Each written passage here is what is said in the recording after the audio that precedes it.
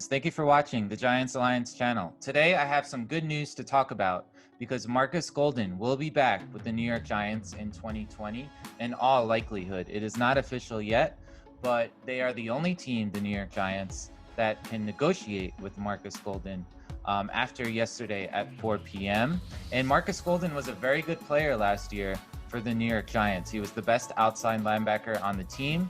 He had 10 sacks, which is the most for New York Giants since 2014, when Jason Pierre-Paul had 12 and a half sacks that season. But it's actually the most out of any Giants linebacker since 1990, when Lawrence Taylor had 10 sacks. And it's incredible because the Giants have not played a 3-4 defense since Bill Belichick really left and James Bettcher utilized the 3-4 defense. And Markus Golden has been one of our best pass rushing linebackers since all the way back in 1990. But he did have a good year last year. I wouldn't call him dominant, but he was a very good player. If you look at PFF, they record the percentage of pass rushing snaps that record an actual pressure. And Markus Golden leads all Giants in 2019 with a 12.6% pass rush win percentage. And that's better than Kyler Fackrell, Oshane Ximines, Lorenzo Carter. So not only did he have the most sacks, but he was the best at pressuring the quarterback in 2019. And he's definitely a guy that is a good influence in the locker room. He always plays hard. He always hustles. He gets those hustle sacks. And that's something that's underrated for a pass rusher, is he has the motor. Either you have it or you don't have it. And he definitely does. So I'm excited that he's back with the New York Giants, because the weakest part of our defense, in my opinion, by far, is the pass rush. And we definitely need all the help we can get.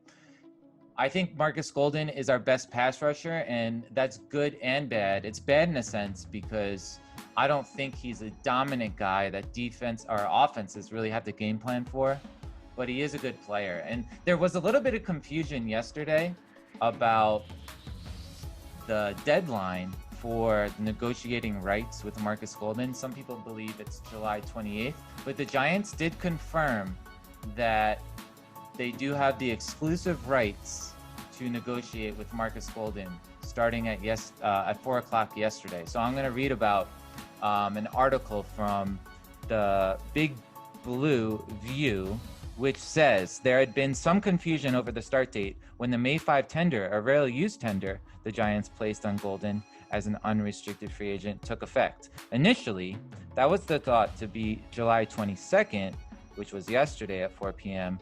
That was the original date NFL training camps were set to open.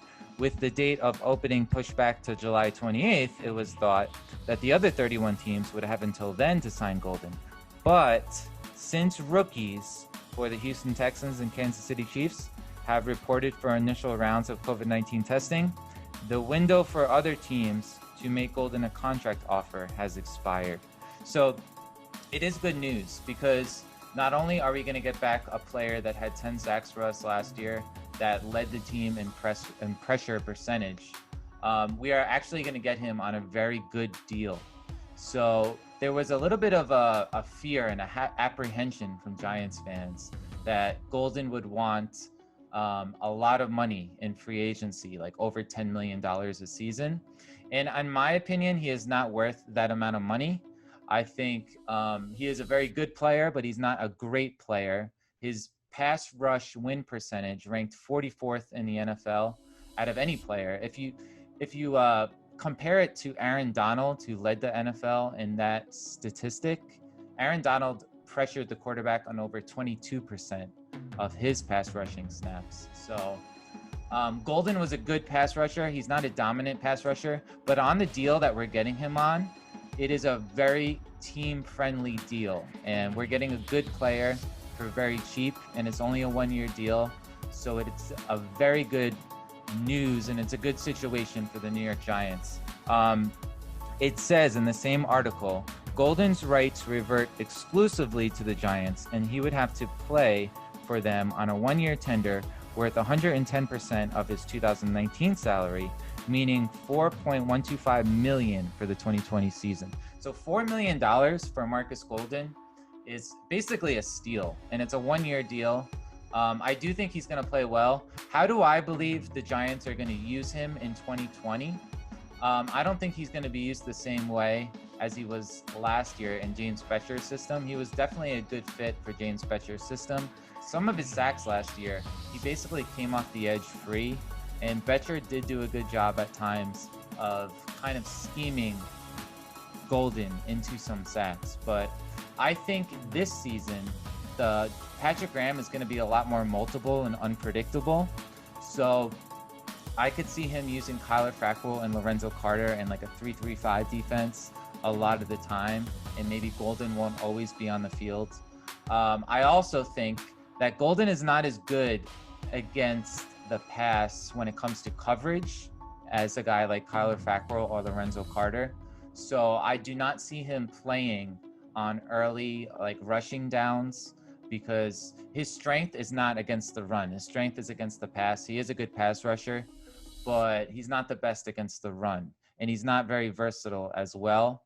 I think in our scheme, in Patrick Graham's diverse multiple defense, he will get a lot of playing time, especially on obvious passing downs, but I don't think he's going to play as much as he did last year. So what kind of season do I foresee for him? I could definitely see him getting like 6 or 7 sacks. I would be very happy with that, actually. We don't have a dominant guy that we could depend on from double-digit sacks every single year. But the Patriots, they're the best defense in the NFL last season based on yards allowed, and they did not have a dominant pass rusher on that team. I know Kyle Van Noy got a big contract in free agency, but they really won with their secondary, and they have 2 very good safeties in McCourty and Patrick Chung. They have very good cornerbacks. Stephon Gilmore was the defensive player of the year, and they have a lot of good cornerbacks besides him. So the Patriots were able to win by kind of piecemealing together enough pass rush, and then their secondary was really the strength of their defense. And I think the Giants are trying to emulate that in a lot of different ways, where we've emphasized coverage and secondary in the draft over pass rush. So I think that Golden can be one of those guys that hopefully can get around 6 or 7 sacks. Hopefully Zimenez, who played less than half the snaps last year and he had 4.5 sacks, hopefully he can increase his pass rushing abilities in his second season, and he can, maybe lead the team in sacks or become second on the team in sacks. I think Fackrell will play a lot better than he did last year. Last year, he only had 1 sack. Hopefully Lorenzo Carter finally has his breakout season. But the outside linebacker group definitely is much better with Markus Golden in it. So I am excited that he's back. He's a fun player to root for because he plays hard all the time. He's all business, and I like those kind of players. I like those lunch pail guys like Markus Golden. So this year, I'm hoping the defense is improved. I think it's still the weakness of the Giants. I think the offense is much better than the defense.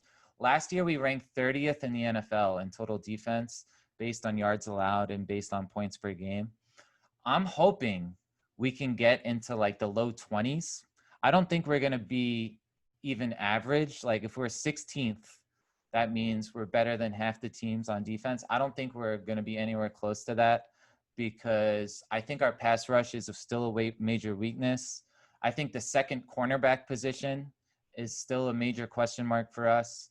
Our linebackers are not overly athletic, even our middle linebackers. Blake Martinez is solid, but I wouldn't call him great.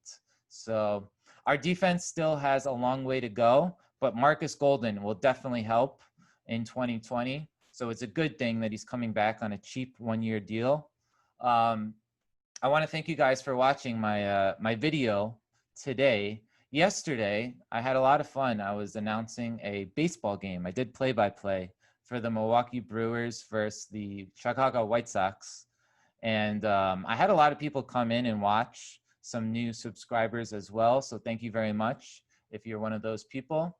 And I'm probably going to be doing a few more games in the next couple of weeks where I'll be streaming baseball and basketball games. And I know this is a Football Giants channel, but I love all sports. So for my live streams, I might be doing play-by-play for the Yankees. And I'm not going to do the Yankee game tonight because I'm going to be watching Bad Dog stream and I'm going to just watch the game and relax.